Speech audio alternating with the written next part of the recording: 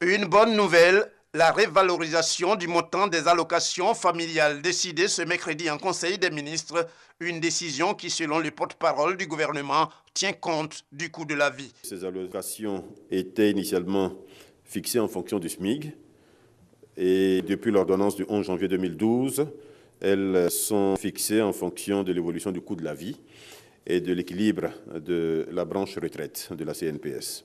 Ainsi, les montants des allocations familiales versées désormais par la CNPS sont fixés à 2 500 francs par enfant et par mois pour compter du 1er janvier 2015 et 5 000 francs par enfant et par mois pour compter du 1er juillet 2016. Le Conseil a aussi décidé de la relance du programme du mérite international de la jeunesse en Côte d'Ivoire. Ce programme prend en compte diverses dimensions du jeune et il est réalisé à travers 4 secteurs que sont l'altruisme ou le service communautaire, l'aptitude, l'expédition ou le voyage d'aventure et les loisirs sportifs.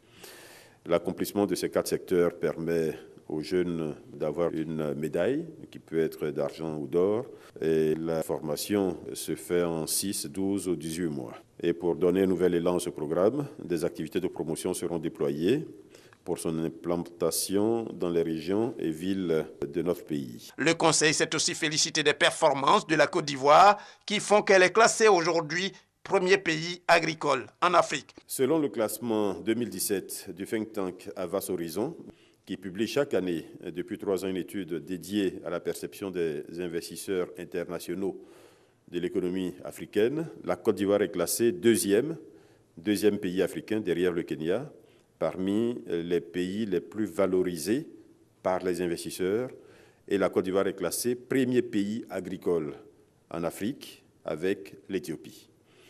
Le Conseil se félicite évidemment de ces performances qui dénotent des résultats des efforts acharnés du président de la République et du gouvernement pour relancer l'économie nationale.